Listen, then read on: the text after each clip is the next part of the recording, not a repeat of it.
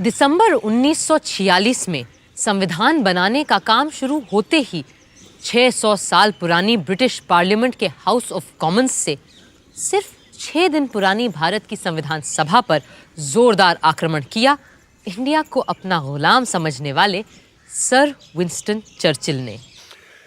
Churchill साहब की हिमाकत देखी आपने मौलाना। हाउस ऑफ कॉमन्स में जनाब फरमाते हैं कि any attempt by the Congress Party to establish Hindu rule on the basis of majority will be fatal to any conception of the unity of India. This unity was a superficial appearance imposed there by the long generations of British rule. And it would pass away once the impartial guidance from the outside is withdrawn. बकवास। Election हारने से Churchill साहब का दिमाग फिर गया। Quaid-e-Azam, listen to this. Churchill says even more in his speech. The British government owed special protection to the Muslims, numbering 90 million. But today they've been outwitted and outmaneuvered. This is exactly what I have been saying all along. Therefore, this meeting in Delhi is not the proposed Constituent Assembly, and it represents only one major community in India. Right. Churchill knows how to call a spade a spade. जनाब आगे फरमाते हैं, इरशाद। if a bride or a bridegroom fails to turn up at the church, the result is what is called a unilateral wedding. The absolute essence is that both parties should be there. और वो खुद क्या हैं? दुल्हन के बाप। कमाल है, कमाल है। मुस्लिम लीग की गैर मौजूदगी सबको खल रही थी और जब जिन्ना साहब ने कहा कि उनकी वर्किंग कमेटी 20 जनवरी को तय करेगी कि कब वो संविधान सभा में आएंगे, तो डॉक्टर M.R. जयकर ने प्रस्ताव रखा कि जब तक रजवाड़ों या कम से कम मुस्लिम लीग के लोग संविधान सभा में नहीं आते, तब तक एम्स एंड ऑब्जेक्टिव्स रेजोल्यूशन जैसे महत्वपूर्ण प्रस्ताव पर बहस और वोट को मुलतवी कर देना चाहिए। पर हर किसी को ये बात गवारा नहीं थी। If this resolution is postponed, what guarantee is there that the Muslim League will come and attend the sessions? My charge is that the Muslim League has been encouraged by the attitude of the British to imagine that if it does not come, it may be able to veto the final decision of the Constitutional Assembly. Doctor Shyama Prasad Mukherjee के ठीक बाद पहली बार संविधान सभा में बोलने खड़े हुए doctor Bhimrao Ambedkar. Today, we are divided politically, socially, and economically. We are a group of warring camps. And let me confess that I am probably one of the leaders of such a camp.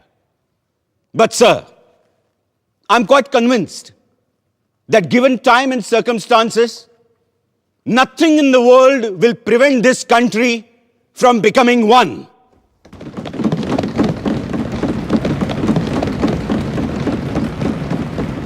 However, I find no reference to the idea of grouping in the objectives resolution. Personally, I do not like the idea of grouping. But I always thought the Congress Party had agreed that if the provinces which are placed under different groups consent to form a union or sub-federation, it would have no objection. Then why is there no mention of this? An omission that is bound to prevent the Muslim League from entering this assembly. I'm not asking you to consider whether you have the right to pass this resolution straight away or not. It may be that you have the right to do so. The question I'm asking is this: is it prudent for you to do so? जिन्ना साहब के इंतजार में AIIMS and objectives resolution का काम 21 जनवरी तक मुलतवी कर दिया गया, पर चर्चिल साहब की बेबुनियाद बातों का फौरन जवाब देना जरूरी था और ये काम किया खुद सभापति डॉक्टर राजेंद्र प्रसाद ने।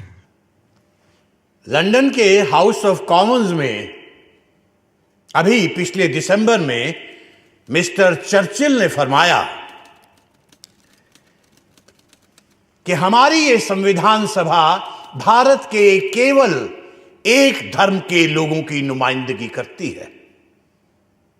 उन्होंने ये भी कहा कि ये असेंबली सिर्फ हिंदुओं की एक सभा है, और साथ में उन्होंने ये सवाल भी उठा दिया कि whether this meeting of caste Hindus in Delhi can be regarded by the government as the constituent assembly at all. इस किस्म के बयान ना सिर्फ तथ्यों के बिल्कुल विपरीत हैं, बल्कि गलत और भ्रामक बातें भी फैलाते हैं। और इसी वजह से मैं ये जरूरी समझता हूं कि आज हम यहां सच को सामने रखें। और सच ये है कि इस प्रिलिमिनरी सेशन में 296 मेंबर्स में से 210 ने इस संविधान सभा में हिस्सा लिया, और इन 210 मेंबरान में से 155 Hindu, 30 scheduled caste, 5 Sikh, 6 Indian Christians, 5 backward tribes के नुमाइंदे, 3 एंग्लो इंडियंस, 3 पारसी, और 80 में से 4 मुसलमान भी शामिल रहे हैं। सबसे बड़ी कमी मुस्लिम लीग के सदस्यों की रही है, और हम सबको इस बात का बेहद अफसोस है। लेकिन जो संख्याएं मैंने गिनाई हैं, उनसे यह साफ जाहिर हो जाता है कि इस असेंबली को सिर्फ एक मेजर कम्युनिटी का नुमाइंदा बताना या सिर्फ हिंदुओं की सभा कहना तथ्यों के साथ सरासर खिलवाड़ है। 20 जनवरी को जिन्ना साहब ने बिना कोई वजह बताए मुस्लिम लीग वर्किंग कमेटी की मीटिंग फिर टाल दी। लिहाजा डॉक्टर जयकर ने ऑब्जेक्टिव्स रेजोल्यूशन को स्थगित करने का अपना अमेंडमेंट वापस ले लिया, और 22 जनवरी को संविधान सभा का पहला और सबसे महत्वपूर्ण प्रस्ताव पास कर दिया गया। जवाब में कायदे आजम जिन्ना ने संविधान सभा में आना तो दूर, पूरी कॉन्स्टिट्यूएंट असेंबली को ही गैर कानूनी और नाजायज करार दे डाला। The working committee of the Muslim League is emphatically of the opinion that elections to and the summoning of the Constituent Assembly, in spite of the strong protest and emphatic objection of Muslim League, were ab initio void, invalid, and illegal, as the major parties had not accepted this statement. And the continuation of the Constituent Assembly and its proceedings and its decisions are ultra-virus, invalid, illegal, and therefore it should be dissolved forthwith. उधर chamber of princess यानी राजे रजवाड़े भी पंडित नेहरू के प्रस्ताव से बहुत घबराए हुए थे।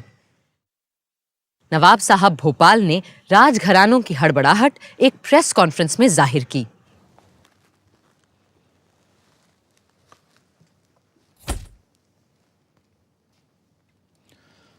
हमें मजबूरन आज ये प्रेस कॉन्फ्रेंस बुलानी पड़ी है,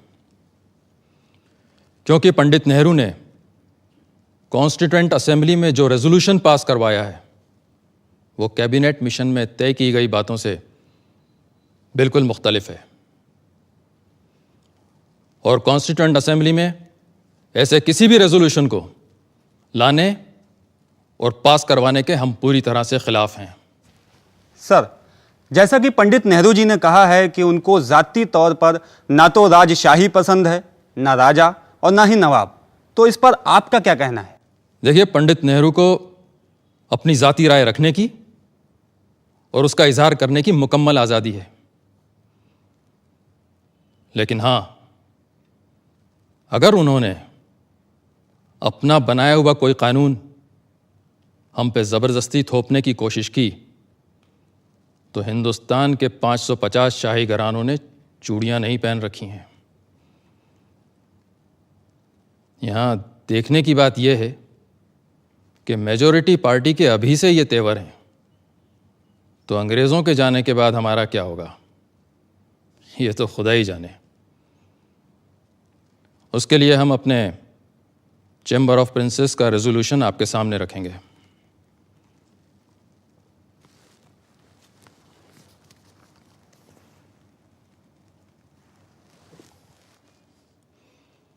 The Princess Chamber wants to make it clear in unequivocal terms that there could be no compromise on the monarchical form of government in the Indian state. Some checks and breaks have to be provided against the majority party running amok in the future governance of India. And the Chamber demands that there are guarantees and assurances given that territories of the princely states are not interfered with once the British have left. And we will be free to follow our customs and rules as far as the succession is concerned.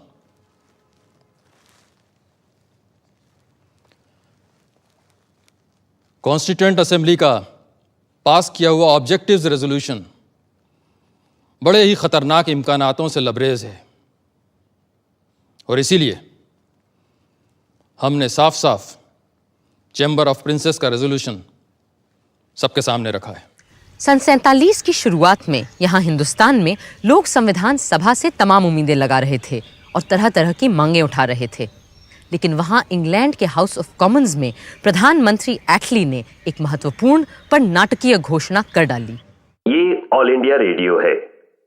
आज prime minister एटली ने एक बयान में फरमाया कि his Majesty's government को बड़े अफसोस से इस बात को स्वीकार करना पड़ा है कि हिंदुस्तान की मुख्तलिफ पार्टियों में अब भी शदीद इख्तिलाफ की वजह से कॉन्स्टिट्यूएंट असेंबली अपना काम ठीक से आगे नहीं बढ़ा पा रही है। इस नाजुक मौके पे गैर यकीनी हालात के होते हुए मुल्क को बड़ा खतरा है।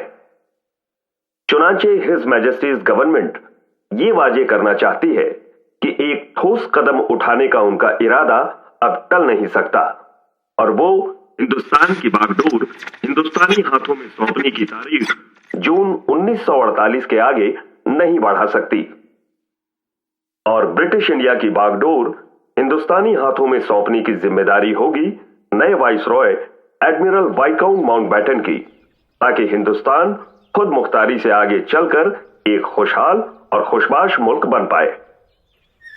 असली इम्तिहान तो अब आएगा जवाहर, जब हमें अपनी सरकार बनानी और चलानी पड़ेगी। हम तैयार हैं बापू। सरदार के साथ मिलकर मैंने एक लिस्ट भी तैयार कर ली है।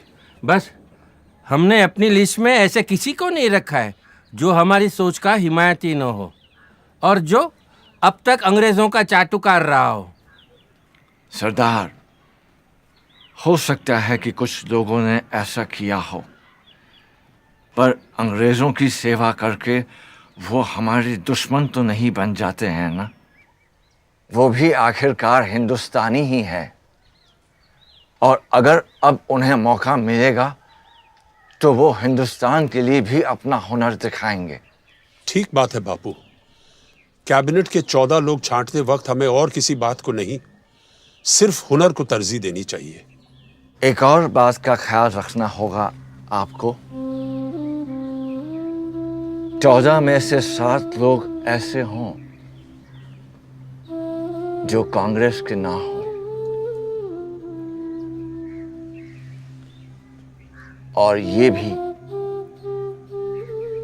कि आपके मंत्रिमंडल में औरतें हों, मुसलमान हों, पारसी हों, सिख हों और हरिजन हों। बापू, जगजीवन राम जी का भी नाम हमारे फहरिस्त में है। और अंबेडकर, वो मेरा पुराना विरोधी है, पर यह बात भी सच है कि संविधान और कानून के बारे में जितना वो जानता है शायद कोई जानता हो पूरे देश में। और अगर आपने अंबेडकर के ज्ञान और अनुभव का फायदा नहीं उठाया तो नुकसान उसका नहीं हिंदुस्तान का होगा। लॉर्ड माउंटबैटन ने आते ही सारे नेताओं से मुलाकात की। सबसे पहले पंडित नेहरू से, जिन्हें वो पहले से जानते थे।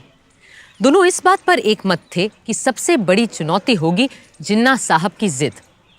और हुआ भी यही। जब जिन्ना साहब माउंटबैटन से मिलने पहुंचे, वो अपनी जिद पर अड़े रहे कि उन्हें पूर्व में बंगाल और असम और पश्चिम में पंजाब, सिंध, बलूचिस्तान और नॉर्थ वेस्ट फ्रंटियर प्रोविंस अपने पाकिस्तान के लिए चाहिए। और साथ में चाहिए एक गलियारा जो दिल्ली, रामपुर, लखनऊ और पटना से होते हुए कलकत्ता जाएगा। पर जब माउंटबैटन ने कहा कि कांग्रेस ऐसा गलियारा कतई नहीं बनने देगी और पूरे बंगाल और पंजाब का तो सवाल ही नहीं उठता, तो जिन्ना साहब बोले, better a moth eaten Pakistan than no Pakistan at all. पर बापू अभी भी अपने काठियावाड़ी भाई को समझाने में लगे हुए थे।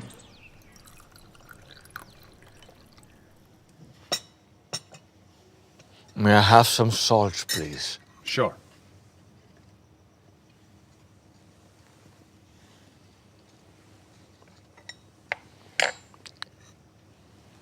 मेरे भाई जिन्ना, I will plead with you 70 times 7 if the need be. But I can never agree to your idea of dividing India.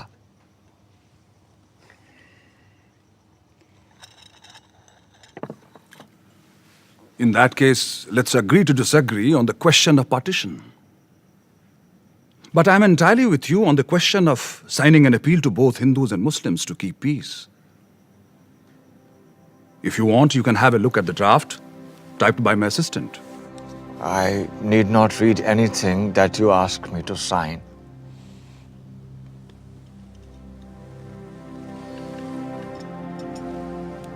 पहले आप।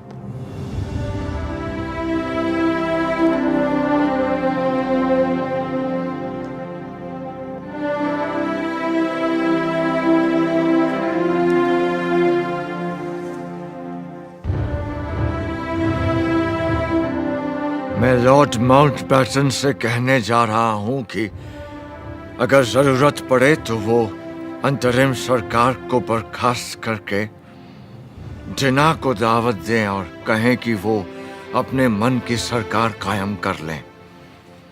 बस पाकिस्तान बनाने की मांग छोड़ दें। बापू, आप अपनों की बलि चढ़ाकर एक ऐसे आदमी की हिमायत कर रहे हैं जिसने सारी जिंदगी आपका विरोध किया है। अगर मेरे अपनों की बलि चढ़ाकर हिंदुस्तान बच जाता है तो सौदा महंगा नहीं है सरदार। बापू, ये आपका ज्यादा ख्याल हो सकता है। आपको लगता है कि सेंट्रल असेंबली इस बात पर आपका साथ देगी? अगर ऐसा हुआ तो तुम्हें मुझे वचन देना होगा कि कांग्रेस सदन में अपने बहुमत का इस्तेमाल जिन्ना की सरकार को रोकने के लिए नहीं करेगी।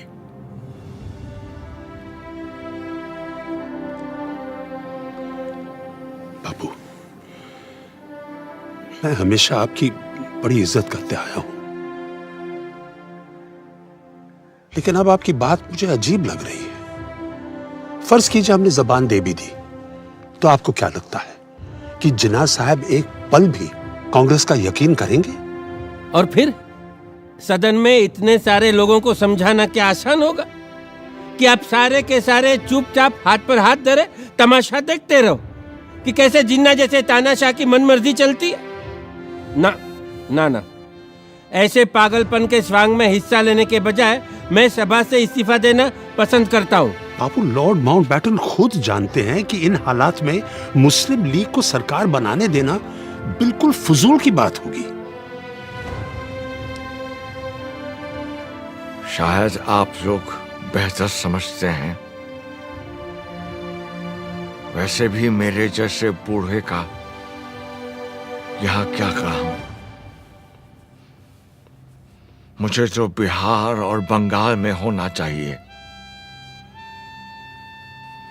जहां दंगे फिर भड़क रहे हैं। यहां तो आप लोग हैं ही दिल्ली संभालने के लिए।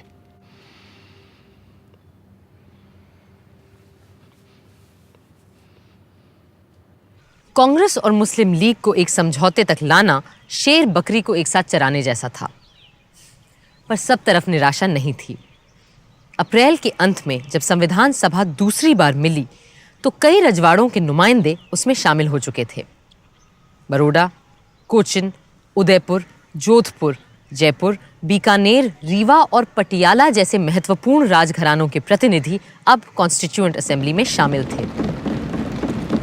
The Constituent Assembly welcomes the representatives of the princely states and expresses the hope that others who have not chosen their representatives will take immediate steps to do so. विडंबना ये थी कि जिस वक्त भारत के नागरिकों को ये डर था कि वो भारत के ही नागरिक रहेंगे या बंटवारे के बाद एक नए मुल्क के बाशिंदे बन जाएंगे, उस वक्त संविधान सभा में भी नागरिकता पर ही बात हो रही थी। Now I come to clause 3.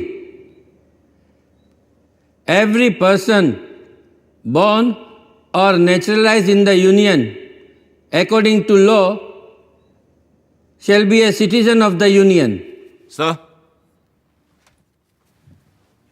क्या संघ में पैदा होने वाला हर बाशिंदा, भले वो जर्मन हो या जापानी, इस देश का नागरिक बन जाएगा और भारतीय नागरिक के सारे हक भी पा जाएगा? मगर इन शब्दों पर भी तो गौर कीजिए महोदय। सब्जेक्ट टू ज्यूरिसडिक्शन, यानी विदेशी राजदूतों और डिप्लोमेट्स के यहां पैदा होने वाले बच्चे हमारे नागरिक नहीं बन जाएंगे। पर मान लीजिए कोई जापानी महिला हिंदुस्तान से गुजर रही है और उसको बच्चा हो जाता है, तो क्या होगा? The American Supreme Court says that a casual visitor will not fall in this clause.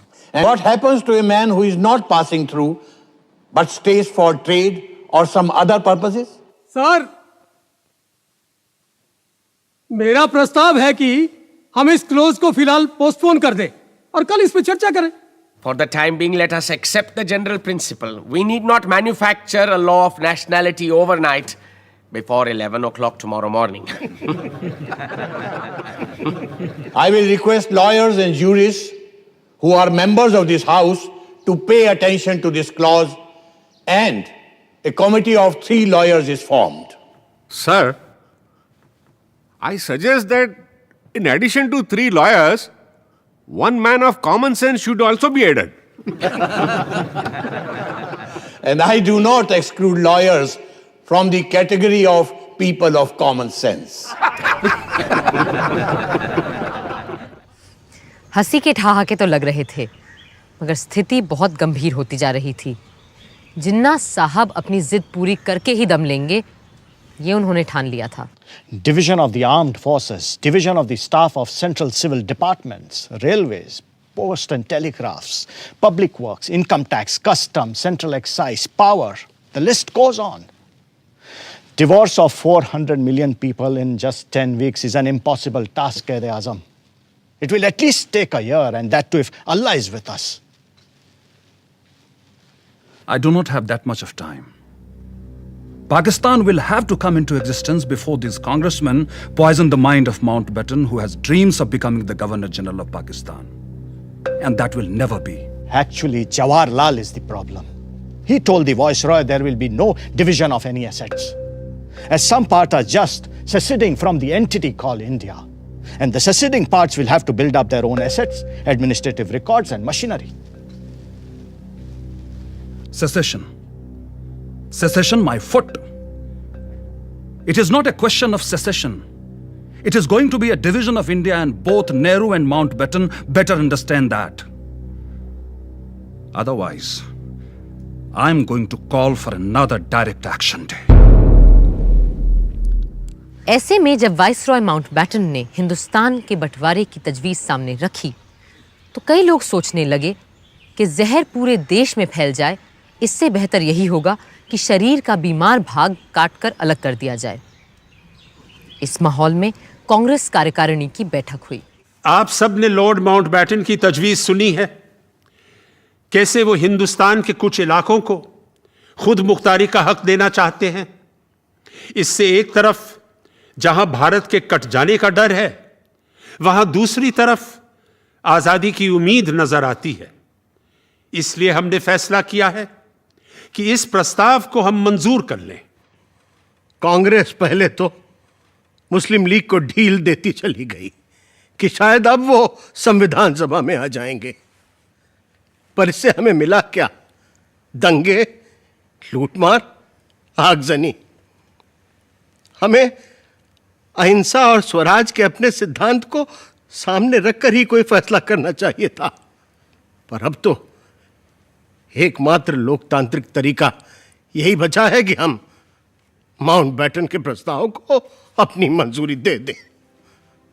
मुझे नहीं लगता कि हमारा ये फैसला सही है, मगर शायद हमारे पास और कोई चारा ही नहीं है। बदकिस्मती से इस वक्त हमारे सामने दो रास्ते हैं, एक तरफ कत्ल व गालिब और दूसरी तरफ लीग की जिद के आगे झुकना।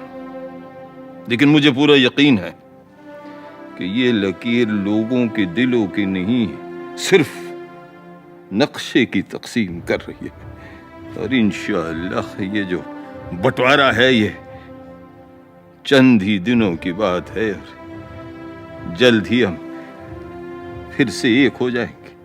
भारतीय राष्ट्रीय कांग्रेस ने सदा भारतवासियों की बात उठाई है, कभी हिंदू या मुसलमान की नहीं, जैसा हम आज कर रहे हैं। हमने हमेशा अक्षुण्णता और अखंडता की बात की है, और यदि आज हमने इस प्रस्ताव को स्वीकार कर लिया तो एक समरस भारत का हमारा सपना चूर चूर हो जाएगा। और जहां तक मेरा प्रश्न है, मुझे अंग्रेजों की गुलामी तो स्वीकार है, लेकिन देश का बंटवारा मुझे किसी कीमत पर स्वीकार नहीं।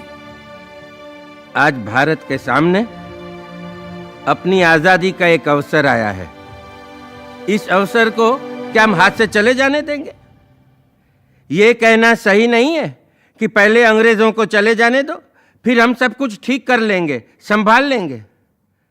अरे कैसे हल करेंगे हम सारे सवाल? क्या हाल होगा उनके चले जाने के बाद, ये कभी किसी ने सोचा है? मेरी बात शायद कुछ लोगों को अच्छी न लगे, लेकिन कभी कभी पूरे शरीर में रोग फैल जाने देने से अच्छा होता है अपने बीमार अंग को काट कर फेंक दे, अलग कर दे शरीर से। 3 जून 1947 वाइसरॉय माउंटबैटन ने रेडियो पर वो शब्द बोले जिन्होंने देश के नक्शे को ही नहीं, न जाने कितने दिल, घर, परिवार और जिंदगियों को भी काट डाला। To my great regret, it has been impossible to obtain agreement either to the cabinet mission plan or any other plan that may preserve the unity of India. But there can be no question of coercing of any large area in which one community has a majority to live against their will under a government in which another community has a majority. And the only alternative to coercion is partition. Partition of India, partition of Punjab and Bengal. 3 जून की घोषणा ने पूरे देश में एक खलबली मचा दी थी। हर तरफ से हिंसा और तनाव की खबरें आ रही थीं, पर संविधान सभा को तो अपना काम करना था। 14 जुलाई को जब सभा दोबारा मिली तो खुशी की बात यह थी कि मुस्लिम लीग के लोग भी उसमें मौजूद थे। हाँ, भारत के सिर्फ उन हिस्सों से जो बंटवारे में नए मुल्क पाकिस्तान के साथ नहीं जा रहे थे। Members who have not yet presented their credentials will now do so and sign the register. Haji Abdul Sattar Ishaq Said from Madras. Sir, I would like to raise a point of order. Does the honorable member, Mr. Haji Abdul Sattar, still subscribe to the two-nation theory? This is not a point of order.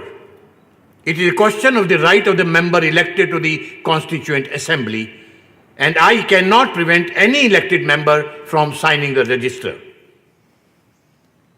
You may go ahead, please. Further on the list, B. Pokar Sahab Bahadur Madras. Mahmood Ali Beg Sahib Bahadur Madras, Maulvi Syed Mohammad Saadullah Assam, Dr. B.R. Ambedkar Bombay.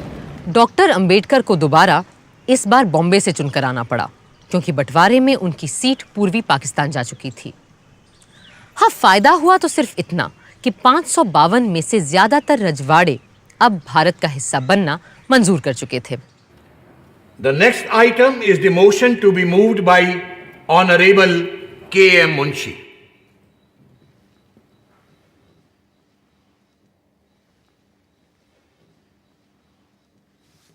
महोदय, इस सप्ताह के अंत तक British parliament Bharat की आजादी का legislation पारित कर चुकी होगी और 15 अगस्त 1947 को हमें स्वतंत्रता मिल जाएगी। वो स्वतंत्रता जिसका हमें सदियों से इंतजार था। हमारे देश में अब एक तरह की समानता आ गई है, हालांकि स्वयं देश की सीमाएं सिकुड़ गई हैं। अब हम एक आजाद और सशक्त भारत के उद्देश्य की ओर पूरे जोश और उल्लास से आगे बढ़ सकेंगे।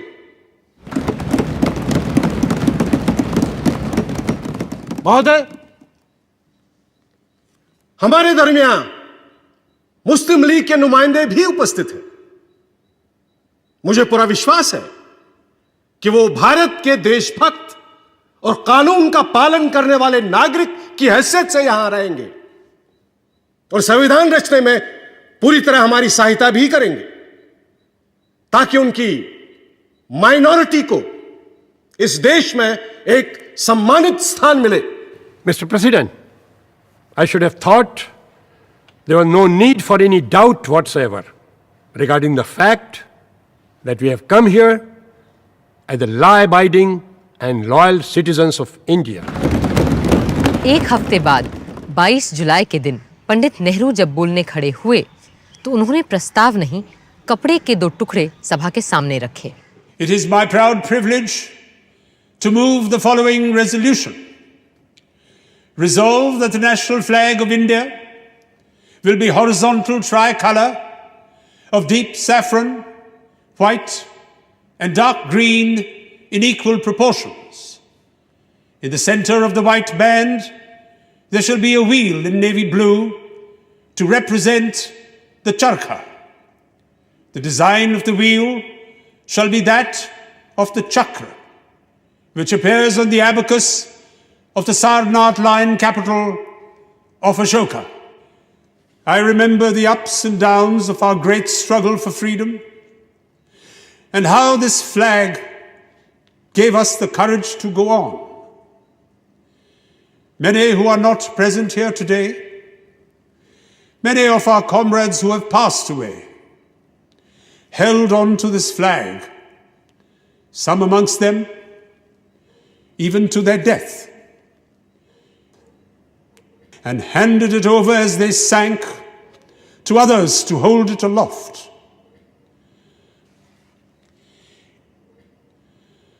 So, in this simple form of words, there is much more than will be clear on the surface.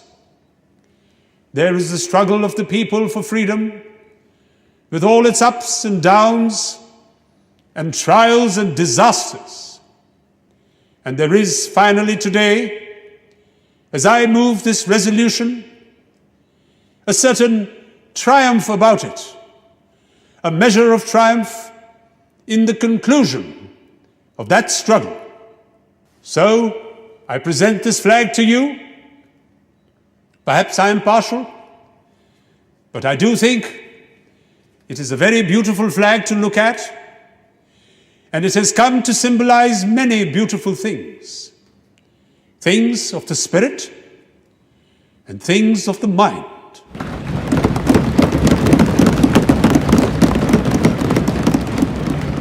I now present to you not only the resolution, but the flag itself. One is silk and one in cotton.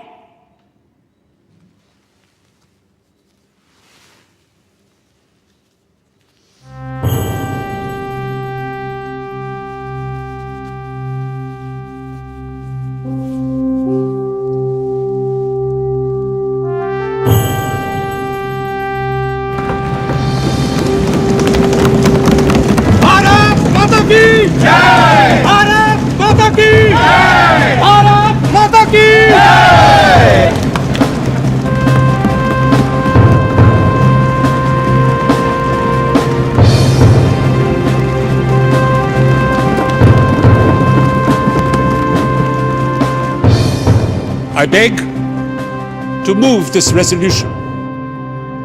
Mr. President, my amendment is that inside the chakra, in the white band, the swastika, the ancient Indian symbol of Shantam Shivam Sundaram, be inscribed. But now that I have seen the flag, I find it somewhat hard to fit the swastika into the chakra.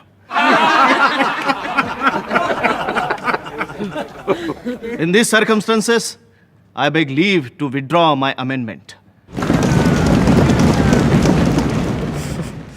HV Kamat साहब के लिए हर बात का विरोध करना जरूरी था, पर सदन के बाकी सदस्य हिंदुस्तान के नए परचम के साथ थे। मोहम्मद सादुल्ला ने खुलकर अपनी बात रखी। जनाब सदर, मेरे ख्याल में हमारा परचम सिर्फ परचम नहीं है, इसमें हमारी उम्मीदों के रंग हैं, हमारी जद्दोजहद और कुर्बानियों की कहानी भी है। हमारे मजहब इस्लाम में यही हिदायत दी गई है और मुस्लिम लीग की हाई कमांड और कायदे आजम का भी यही मानना है कि जो इंसान जहां रहे वहां की सरकार और आइन का वफादार रहे। और इसी उसूल को मानते हुए मैं उस परचम को सलाम करता हूं जो यहां हाउस में पंडित जवाहरलाल नेहरू ने पेश किया है। महोदय, मैं कहना चाहता हूं कि 27 वर्षों के इस स्वतंत्रता संग्राम में जिस तिरंगे के नीचे हमने स्वाधीनता प्राप्त की है, वही रंग हमारे राष्ट्रीय ध्वज के रंग हों, यह एक स्वाभाविक बात है। मुझे दुख है कि इस समय कुछ लोग सांप्रदायिकता में मदमस्त होकर आपत्तिजनक घटनाएं कर रहे हैं। अभी परसों की ही बात है, दिल्ली में हिंदी के संबंध में एक सभा हुई, वहां हुल्लड़बाजी हुई। इतना ही नहीं, कई मोटरों पर जो राष्ट्रीय ध्वज लगे हुए थे उन्हें निकालकर फेंक दिया गया। मैं कहता हूं कि सांप्रदायिकता से मदमस्त होकर झंडे का अपमान करना सारे राष्ट्र का अपमान करना है। भारत माता की जय! भारत माता की जय! भारत माता की जय! संविधान सभा का अगला यानी 5वां सत्र शुरू होना था एक बहुत ही ऐतिहासिक दिन, 15 अगस्त 1947। 14 अगस्त की शाम से ही सदन की कार्यवाही शुरू हो गई थी, उस घड़ी के इंतजार में जिसका हर हिंदुस्तानी को जाने कब से इंतजार था। वंदे मातरम, वंदे मातरम, सुजलाम सुफलाम मलयज शीतलाम सस्य श्यामलाम मातरम, वंदे मातरम, शुभ्र ज्योत्स्ना पुलकित यामिनीं फुल्लकुसुमित द्रुमदल शोभिनीं सुहासिनीं सुमधुर भाषिनीं सुखदां वरदां मातरं, वन्दे मातरं, वन्दे मातरम्।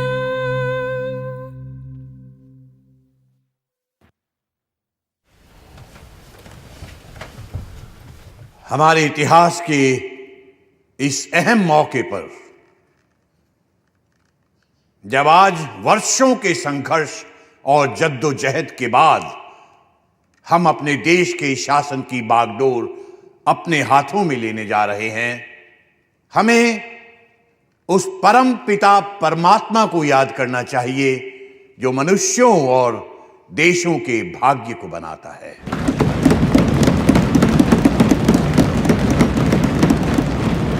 और हम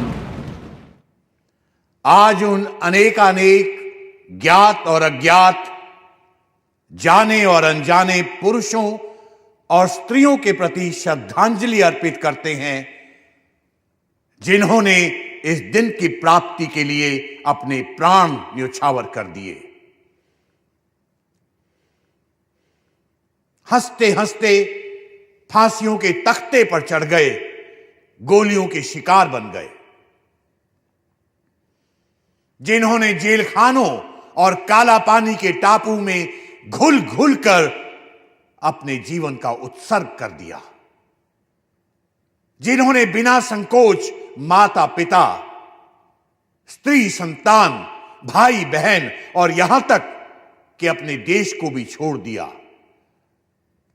अपना धन, जान सबका बलिदान कर दिया। आज ये उनके त्याग और तपस्या का ही फल है कि हम इस दिन को देख पा रहे हैं।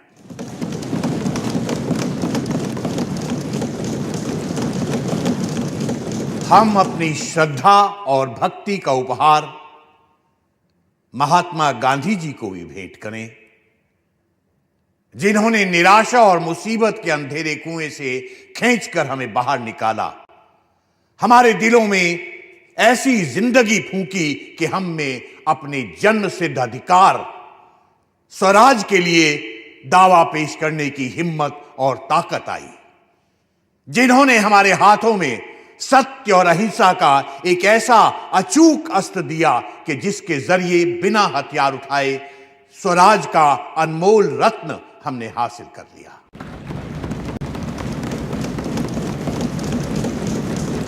जिस देश को ईश्वर और प्रकृति ने एक बनाया था, आज उसके दो टुकड़े हो गए हैं।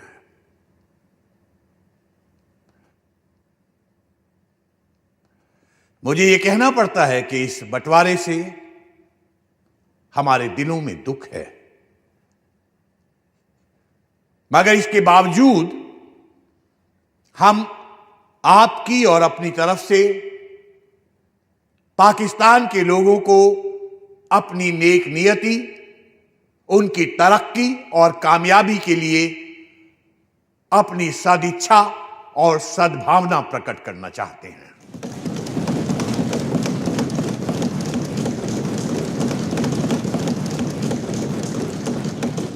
अब इसके बाद मेरा प्रस्ताव है कि हम सब उन वीरों की पुण्य स्मृति में जिन्होंने देश में और देश के बाहर हमारे स्वातंत्र संग्राम में अपनी बलि दी है, कुछ क्षण मौन खड़े रहें।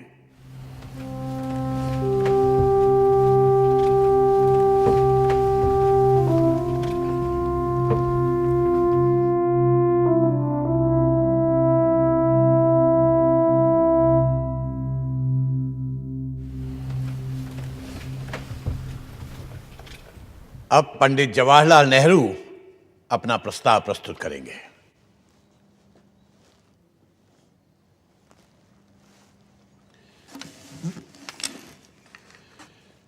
सदर साहब, कई साल हुए जबकि हमने किस्मत से एक बाजी लगाई थी, एक इकरार किया था, प्रतिज्ञा की थी। अब वक्त आया है कि हम इसे पूरा करें, बल्कि वो पूरा तो शायद अभी भी नहीं हुआ, लेकिन फिर भी एक बड़ी मंजिल पूरी हुई, हम वहां पहुंचे हैं। फिर मुनासिब है कि ऐसे वक्त में हमारा पहला काम यह हो कि हम एक प्रण, एक नई प्रतिज्ञा फिर से करें, इकरार करें आइंदा हिंदुस्तान और हिंदुस्तान के लोगों की खिदमत करने का। चंद मिनटों में यह असेंबली पूरी तौर से आजाद खुद मुख्तार असेंबली हो जाएगी और नुमाइंदगी करेगी एक आजाद खुद मुख्तार मुल्क की। हमने एक मंजिल पूरी की है और आज उसकी खुशियां मनाई जा रही हैं। लेकिन यह भी हम जानते हैं कि हिंदुस्तान भर में खुशी नहीं है। हमारे दिल में रंज के टुकड़े काफी हैं और दिल्ली से बहुत दूर नहीं, बड़े बड़े शहर जल रहे हैं। वहां की गर्मी यहां आ रही है।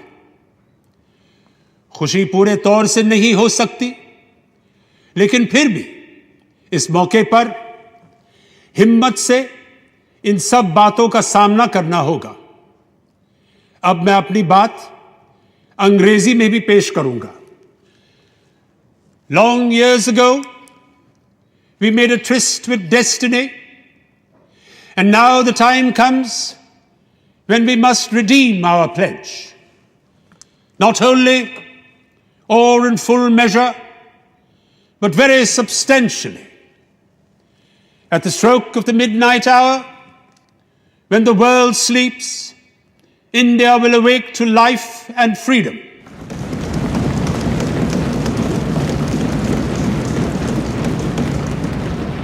A moment comes, which comes but rarely in history, when we step out from the old to the new, when an age ends, and when the soul of a nation long suppressed finds utterance.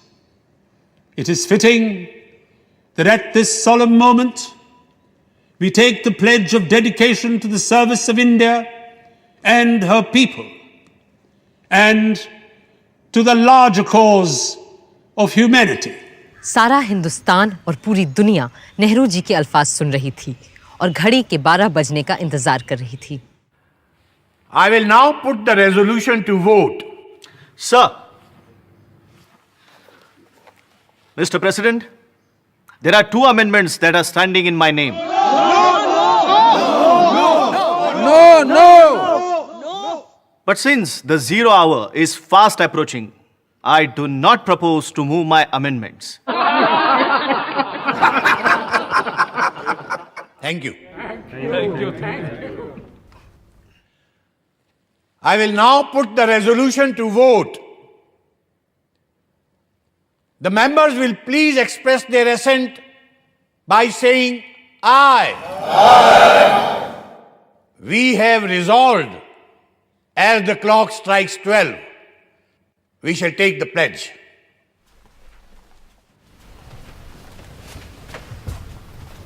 It is just half a minute to 12.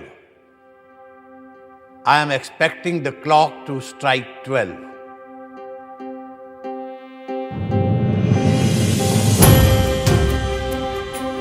अब जबकि हिंदवासियों ने त्याग और तप से स्वतंत्रता हासिल कर ली है, मैं राजेंद्र प्रसाद,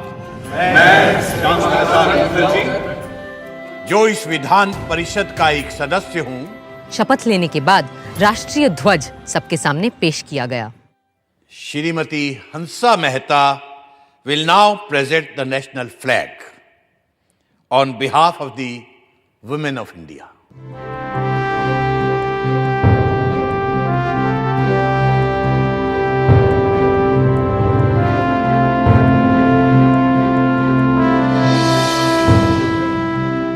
मैं प्रार्थना करती हूँ इस तिरंगे की छत्र छाया में रहने वालों को सारे सुख और समृद्धि मिले। जय हिंद, जय हिंद, जय हिंद, जय हिंद, जय हिंद, जय हिंद। साथ ही श्रीमती सुचेता कृपलानी ने अल्लामा इकबाल का लिखा कौमी तराना गाया, सारे जहां से अच्छा हिंदोस्तां हमारा। और फिर संविधान सभा में पहली बार वो स्वर गूंजे जो आज भी हर हिंदुस्तानी के रोंगटे खड़े कर देते हैं और सीने चौड़े। जनगण मन अधिनायक जय हे भारत भाग्य विधाता, पंजाब सिंध गुजरात मराठा द्राविड़ उत्कल बंगा, विंध्य हिमाचल यमुना गंगा उच्चल जलधि तरंगा।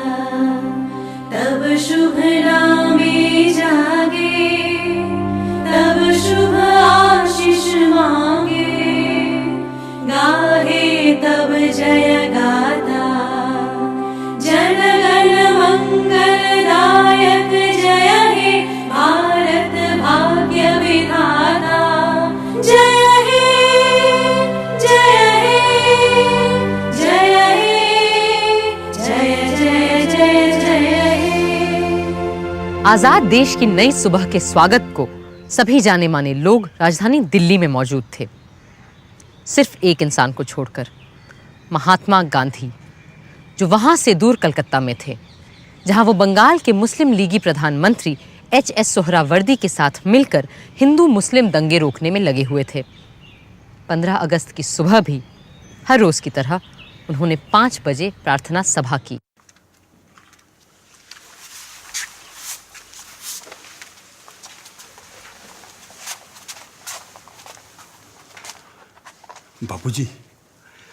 बापूजी, आज से हम आजाद हैं। तो आज आप इस खुशी के दिन को कैसे मनाएंगे? ऐसे खुशी के मौके तो ईश्वर की कृपा से ही आते हैं, सो मैं उसे याद करूंगा और धन्यवाद दूंगा। मेरा तो यही तरीका है। किंतु बापूजी, आज कुछ विशेष होना चाहिए था ना? हाँ, आज मेरे पुत्र महादेव का जन्मदिन है और निर्वाण दिन भी, सो मैं उसे याद करूंगा और उपवास भी रखूंगा। Mahatma ji, from today, a new government of us Indians is taking charge. What will be your advice to us?